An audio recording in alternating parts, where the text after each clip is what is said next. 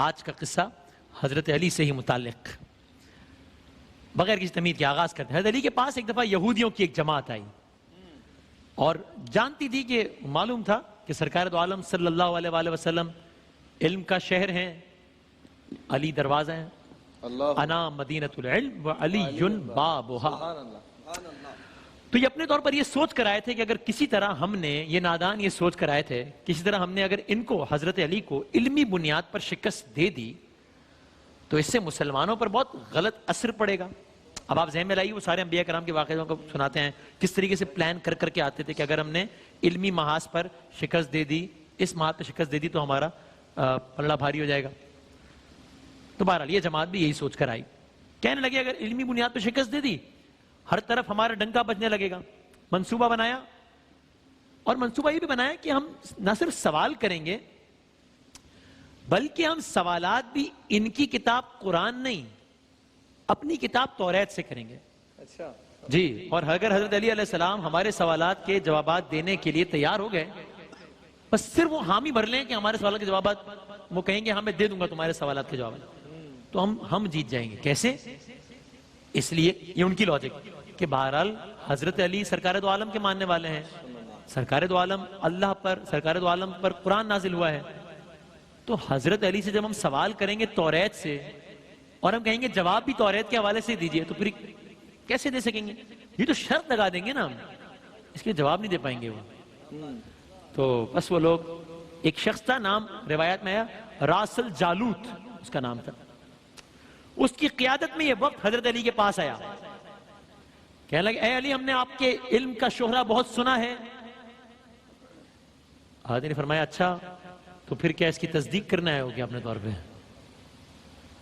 انہوں نے کہا ہم چند سوالات کرنا چاہتے ہیں، توریت سے کریں گے، اور اگر آپ نے سب کے سامنے، تنہائی میں نہیں سب کے سامنے ہمارے سوالات کے جوابات دے دیے ہم آپ کو باب العلم مان لیں گے۔ اچھا، حضرت علی مسکرائے، ٹھیک ہے منظور ہے، جہاں سے چاہو جیسے چاہو سوال کر لو، کیا بات ہے، ہر سوال کا جواب مل جائے گا۔ کیا بات ہے مولا، سبحان اللہ۔ اور اس گفتگو میں ساتھ رہے گا، آخر میں دیکھیے گا کہ یہودی عالم کا ان سوالات سے متعلق سوال اور حضرت علی کا ان سوالات سے متعلق جواب، وہ آخر میں رہے گا ہمارے ساتھ۔ تو حضرت علی نے بھی ایک بات کہی، کہا دیکھو تم اپنے طور پر یہ سوچ کر آئے ہو نا، ہمیں الفاظ ظاہر ہے ہمارے مفہوم کہ دیکھو بظاہر تمہارے یہ بہت بڑا چیلنج ہے نا، تم بہت بڑی ایک بات لے کر آئے ہو، لیکن اس کے باوجود بھی ابھی میں نے تم سے تمہارے سوالات کے بارے میں پوچھا نہیں ہے، حامی تو بھر لیے لیکن سوالات نہیں پوچھے میں نے بھی، کیا ہے اگر میں تمہارے سوالات کے جوابات دینے میں کامیاب ہو جاؤں تو اسلام قبول کر لو گے؟ کہا بالکل قبول کر لیں گے۔ اس لیے اچھا اب ذہن میں یہ سوچ کر آئے تھے کہ یہ حامی بھر لیتے ہیں کہ اس لیے کہ سوالات کے جوابات دینا ممکن ہی نہیں ہوگا تو پھر اسلام قبول کرنا ہی نہیں پڑے گا۔ کہنے لگے جی اگر آپ نے جوابات دے دیے تو اس بات کی دلیل ہوگی کہ جس ذات سے آپ نے علم سیکھا ہے یقیناً وہ کوئی عام آدمی نہیں ہے بلکہ اللہ ہی کی طرف سے بھیجا گیا کوئی رسول ہے۔ معاملات طے ہو گئے، لوگ جمع ہو گئے، مجمع کی شکل میں ہماتن گوش ہو کر بیٹھ گئے۔ یہودی علماء جن کا سردار کا نام عرض کیا راسل جالوت تھا، سب کے چہروں پر مسکراہٹ پھیل گئی۔ ابھی معاملہ شروع نہیں ہوا اور ان کے چہرے پر فاتحانہ مسکراہٹ ہے۔ بے وقوف یہ بھول گئے تھے کہ سامنے فاتح خیبر بیٹھا ہے، بھائی کمال ہے، چہرے پر فاتحانہ مسکراہٹ لیے بیٹھے ہیں۔ تو یہودی عالم نے مجمع کی طرف دیکھا اور علم کے تکبر سے بھرپور لہجے میں پہلا سوال کیا۔ سوال جواب کے سلسلے کا آغاز ہوتا ہے۔ پہلا سوال، اے علی یہ بتائیے وہ کون سی چیز ہے جو خدا کے لیے نہیں ہے؟ خدا کے لیے نہیں ہے۔ سوال ہوا تو اس کو سنتے ہی مجمع کا ہر فرد بڑی گہری سوچ میں ڈوب گیا، اس لیے کہ مسلمان ہوں یا اہل کتاب ہوں سب کے نزدیک سارے کا سارا اختیاری اللہ کا ہے، اللہ مختار کل ہے، اختیار کل رکھتا ہے، مالک کل بھی ہے۔ تو یہ کیسے ہو سکتا ہے کہ کائنات میں کوئی ایسی چیز بھی ہو جو اللہ کے لیے نہ ہو؟ حضرت علی نے مجمع کی طرف ایک نظر دوڑائی اور راسل جالوت کی آنکھوں میں آنکھیں ڈال کر بغیر کسی توقف کے فرمایا، تیرا سوال ہے نا کہ وہ کون سی چیز جو اللہ کے لیے نہیں ہے، جواب ہے کہ وہ چیز شرک ہے۔ اللہ ہر قسم کے چھوٹے بڑے شرک سے پاک ہے، شرک اللہ کے لیے نہیں ہے بھائی۔ اللہ اکبر، کہا پاک ہے وہ وحدہ لا شریک ہے۔ کیا کہنے ہیں، مجمع نے حضرت علی کا جواب سنا اور بے ساختہ منہ سے واہ واہ نکلنا شروع ہو گئی. اگلا سوال، سوال نمبر 2. اے علی یہ بتائیے وہ کون سی جگہ ہے جہاں خدا ہے؟ جہاں خدا ہے. فوراً جواب دیا خدا ہر جگہ ہے. کہیں نہیں، اس سوال کا جواب آپ ہماری کتاب سے دیجیے. کہا اچھا. کہا پھر ایک کام کرو، تمہاری کتاب کے فلاں صفحے کی فلاں سطر کو دیکھو، ٹھیک، فلاں سطر کو دیکھو. کیا اس میں نہیں لکھا، تمہارے سوال کا جواب دے رہا ہوں، اس میں نہیں لکھا کہ موسیٰ علیہ السلام کے پاس ایک فرشتہ آیا، موسیٰ علیہ السلام نے پوچھا کہاں سے آئے ہو؟ تو اس نے کہا عرش سے قریب 7ویں آسمان سے آپ کے پاس حاضر ہوا ہوں. اتنے میں موسیٰ علیہ السلام کے پاس دوسرا فرشتہ آیا، موسیٰ علیہ السلام نے پوچھا کہاں سے آئے ہو؟ اس نے جواب دیا کہ میں زمین کے 7ویں طبق سے آپ کے پاس آیا ہوں. موسیٰ علیہ السلام نے پہلے فرشتے سے پوچھا 7ویں آسمان پر تمہارے قریب کون تھا؟ اس نے فرشتے نے جواب دیا میرے قریب میرا رب تھا. پھر موسیٰ علیہ السلام نے دوسرے فرشتے سے پوچھا، زمین کے 7ویں طبق سے آنے والے فرشتے سے پوچھا کہ تمہارے قریب کون تھا، کہاں سے آئے ہو؟ کہا میرے قریب میرا خدا تھا. پس معلوم ہوا بلندیوں کی انتہا ہو یا پستیوں کی جگہ، خداوند تعالیٰ ہر جگہ قریب اور موجود ہے. توریت سے جواب دیا. سبحان اللہ. ظاہر ہے بلندی پستی ہم دنیاوی معنوں میں بات کر رہے ہیں، ہائٹ ہو یا پھر نیچے. اللہ اکبر. یہ وہ موقع تھا کہ حضرت علی نے فرمایا پاک و منزہ ہے وہ ذات جو کائنات کے ذرے ذرے میں ہے. اب یہ سننا تھا کہ علماء یہود اور مجمع سراپا سوال ہو کر حضرت علی کی طرف دیکھنے لگے. تب حضرت علی نے مسکراتے ہوئے فرمایا ہر چیز میرے رب کے قریب ہے، ہر چیز میرے رب کی دسترس میں ہے.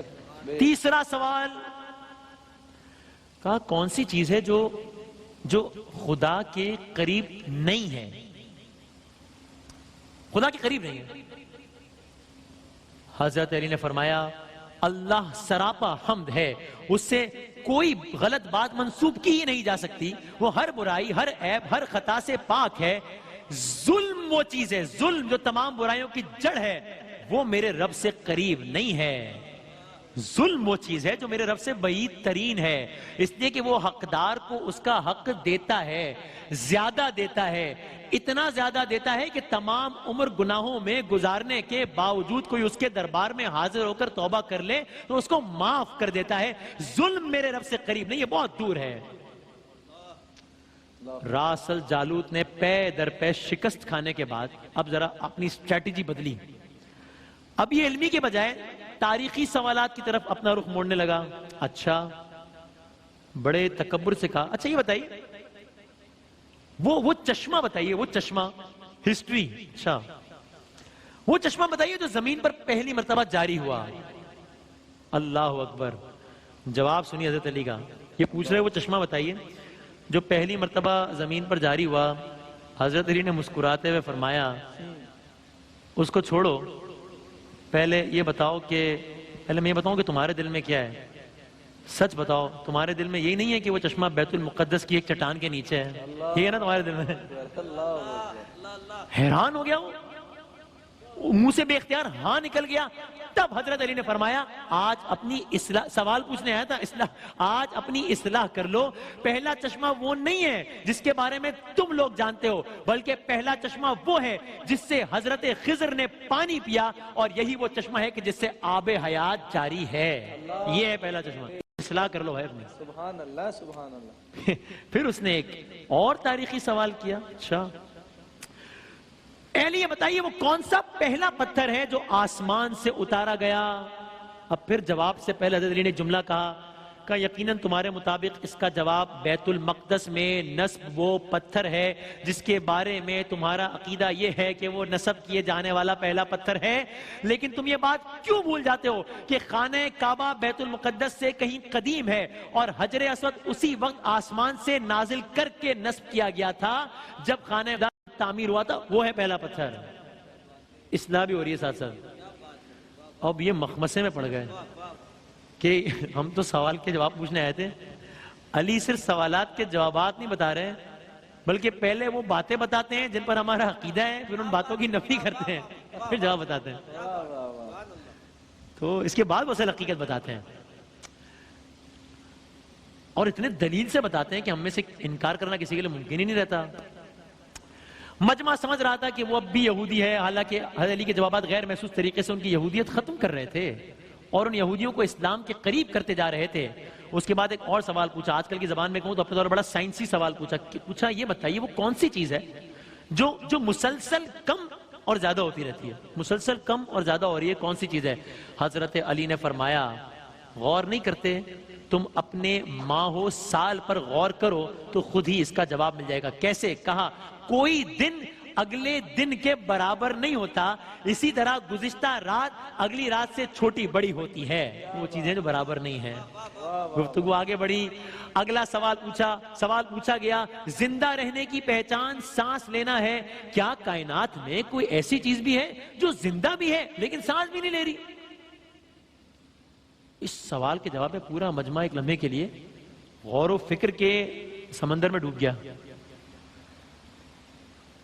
پھر جواب نہ پاتا، پھر مایوس ہو کر جواب نہ پاتا. ہر ایک کی نظر حضرت علی کے چہرے کی طرف ہے اور حضرت علی ہر سوال کے جواب میں اس لیے بھی توقف کرتے ہیں کہ لوگ بھی اپنے عقل کے گھوڑے دوڑا لیں. ٹھیک، اگر کسی کے ذہن میں کوئی جواب آتا ہے تو آ جائے. ہاں، اللہ اکبر. پھر آپ نے جواب دیا، کتاب میں لکھا ہے نا، کتاب کا حوالہ ہے، کتاب میں لکھا ہے صبح جب نکلتی ہے تو سانس لیتی ہے، درج ہے نا، صبح جب نکلتی ہے تو سانس لیتی ہے، حالانکہ صبح نہ روح رکھتی ہے اور نہ وہ جاندار ہے. تو یہ ایک ایسی شے ہے جو ایگزسٹ کرتی ہے، سانس نہیں لیتی. اگلا سوال کہا یہ بتائیے زمین کا وہ کون سا مقام ہے جہاں پر سورج کی کرنیں ایک مرتبہ تو پڑی لیکن پھر اس کے بعد کبھی وہاں روشنی کی کوئی کرن نہ پڑی؟ عجیب، زمین کا مقام جہاں سورج کی کرنیں صرف ایک مرتبہ پڑی پھر دوبارہ نہ پڑی. حضرت علی نے فرمایا ہاں، یہ سمندر کا وہ مقام ہے جہاں سے موسیٰ علیہ السلام اور ان کی قوم گزری تھی اور وہ اللہ کے حکم سے 2 حصوں میں تقسیم ہو گیا تھا. بس گزرتے ہوئے سورج کی کرنیں وہاں پر پڑی تھی، پھر اس کے بعد دوبارہ سورج کی کرنیں وہاں نہیں پہنچی. اللہ اکبر، اللہ اکبر، اللہ اکبر. اگلا سوال کیا، وہ کون سی 2 چیزیں ہیں جو ہمیشہ غائب رہتی ہیں اور وہ کون سی 2 چیزیں ہیں جو ہمیشہ حاضر رہتی ہیں؟ فرمایا جو آسمان و زمین ہے نا ان کی طرف دیکھو، آسمان و زمین کی طرف دیکھو، وہ تمہیں کبھی غائب نظر نہیں آئیں گے، وہ ہمیشہ حاضر رہتے ہیں. اور موت اور زندگی کو ڈھونڈو، ان کے بارے میں تمہیں کبھی نہیں پتا چلے گا کہ وہ کہاں ہیں اور کب آ جاتے ہیں. اگلا سوال، کون سی چیز ہے جس کا خالق خود اللہ ہے، خالق خود اللہ ہے لیکن اللہ اس کے بارے میں سوال کرتا ہے؟ عجیب، کون سی چیز ہے جس کا خالق اللہ ہے اور اللہ ہی اس کے بارے میں سوال کرتا ہے؟ حضرت علی نے بغیر کسی وقفے کے ایک کے بعد ایک جوابات دینا شروع کر دیے. فرمایا حضرت موسیٰ کے عصا کا خالق خود اللہ تعالیٰ ہی تھا اور اس کے بارے میں موسیٰ علیہ السلام سے سوال کرنے والا بھی اللہ تعالیٰ ہی تھا. قرآن مجید کی ایک آیت کا ترجمہ ہے، اے موسیٰ یہ تیرے ہاتھ میں کیا ہے؟ تو یہ وہ چیز ہے جس کو اللہ نے بنایا، اللہ ہی نے اس کے بارے میں سوال کیا. اللہ اکبر. اگلا سوال، وقت میں تیزی سے آگے بڑھتا ہوں، پوچھا بیت اللہ کا طواف ذی حیات کرتے ہیں، جن کے اندر حیات ہوتی ہے وہ کرتے ہیں بیت اللہ کا طواف، یا وہ کرتے ہیں جن میں جو جن ہوں یا ملائکہ ہوں؟ نہیں، کیا کبھی کسی بے جان شے نے بھی طواف کعبہ کیا ہے جو جاندار نہ ہو؟ اس نے طواف کعبہ کیا ہے؟ حضرت علی نے جواب دیا ہاں کیا ہے. وہ کشتی نوح ہے کہ طوفان کے دوران جب وہ اس مقام سے گزری جہاں پر بیت اللہ تھا تو کشتی نے بیت اللہ کے 7 چکر لگائے تھے. بے جان چیز ہے اور بیت اللہ کا طواف کیا ہے. اللہ اکبر. بس اب گفتگو اپنے پیک پر پہنچ رہی ہے. اب ذرا گفتگو کا سوال و جواب کا سلسلہ دیکھیے گا. اب اس کو لگا کہ یہ تو کوئی بات ہی نہیں بن پا رہی. اب اس نے، جس کو میں اپنے الفاظ میں کہوں گا، اپنا ٹرمپ کارڈ کھیلا اپنے طور پر. کہ اب یہ جو ہے نا، مطلب اب یہ آخری پتہ ہے اور اپنے طور پر یہ سوچ بھی رہا ہے کہ اب میں یقیناً کامیاب ہو جاؤں گا. کہا علی کچھ سوالات پوچھنا چاہتا ہوں، جوابات دیجیے گا. یکے بعد دیے رہے. کہا ہاں پوچھو. سوال جواب کا آغاز ہوا. پوچھتا ہے علی وہ کون سا ایک ہے جس کا 2 نہیں؟ کون سا ایک ہے جس کا دو نہیں؟ فرمایا اللہ ایک ہے جس کا دوسرا نہیں۔ پوچھا کون سے دو ہیں جن کا تیسرا نہیں؟ فرمایا دن اور رات دو ہیں، ان کا تیسرا نہیں۔ پوچھا وہ کون سے تین ہیں جس کا چوتھا نہیں؟ فرمایا لوح قلم کرسی تین ہیں، ان کا چوتھا نہیں۔ پوچھا کون سے چار ہیں جن کا پانچواں نہیں؟ فرمایا توریت، زبور، انجیل، قرآن مجید چار ہیں، ان کا پانچواں نہیں۔ فرمایا کون سے پانچ ہیں؟ پوچھا کون سے پانچ ہیں جن کا چھٹا نہیں؟ فرمایا پانچ نمازیں ہیں، فجر، ظہر، عصر، مغرب، عشاء پانچ ہیں، ان کا چھٹا نہیں۔ پوچھا چھ بتائیے جن کا ساتواں نہیں؟ فرمایا زمین و آسمان 6 دن میں پیدا ہوئے، ان کا ساتواں نہیں۔ پوچھا وہ 7 بتائیے جن کا 8واں نہیں؟ فرمایا میرے رب نے 7 آسمان بنائے ہیں، ان کا 8واں نہیں۔ پوچھا وہ 8 بتائیے جن کا 9واں نہیں؟ فرمایا عرش کو 8 فرشتوں نے اٹھایا ہوا ہے، ان کا 9واں نہیں۔ پوچھا 9 بتائیے جن کا 10واں نہیں؟ فرمایا اللہ نے فرمایا، آپ کو یاد ہوگا، فرمایا اللہ نے فرمایا ہے حضرت صالح کی قوم میں 9 بڑے کافر سردار تھے، ان کا 10واں نہیں۔ پوچھا اچھا وہ 10 بتائیے جن کا اب مجمع میں ایک عجیب و غریب کیفیت طاری ہو رہی ہے، اور وہ یہودی عالم بھی سوچ رہا ہے کہ یہ تو معاملہ کہاں کا کہاں چلا گیا، لیکن سوال جاری رکھے ہوا ہے۔ پوچھا وہ 10 بتائیے جن کا 11واں نہیں؟ فرمایا حج کے موقع پر قربانی نہ ہو تو 7 روزے حرم میں، 3 روزے گھر پر رکھنے کا حکم ہے، یہ ہو گئے 10۔ یہ 10 ہیں جن کا 11واں نہیں۔ پوچھا سوالات جاری رکھ رہا ہے۔ پوچھا وہ 12واں بتائیے جن کا 13واں نہیں؟ فرمایا سال کے 12 مہینے ہوتے ہیں، ان کا 13واں نہیں۔ کہا وہ 13واں بتائیے جن کا 14واں نہیں؟ فرمایا حضرت یوسف علیہ السلام نے جب خواب میں دیکھا تھا تو دیکھا تھا کہ اس میں 11 ستارے، سورج اور چاند کو دیکھا، یہ 13 تھے، ان کا 14واں نہیں۔ کیا بات ہے، سبحان اللہ سبحان اللہ سبحان اللہ اللہ اکبر، اللہ اکبر، اللہ اکبر، سبحان اللہ سبحان اللہ۔ یعنی میں یہ سوچ رہا تھا کہ شاید وہ اپنے طور پر اس سوالات کی گردان اس لیے آگے بڑھا رہا ہوگا کہ اس نے سے سوال ہی پوچھنا تھا نا، کون سا ایک ہے جس کا دوسرا نہیں سامنے، لیکن مولا کائنات جوابات دیے جا رہے ہیں، کیا کہنا ہے۔ اللہ اکبر، اس کو خود میں واقعی سوچ رہا تھا کہ اس کو کون سا جوابات پتا ہوں گے، پوچھنا ہی تھا، پوچھے جا رہا تھا سامنے۔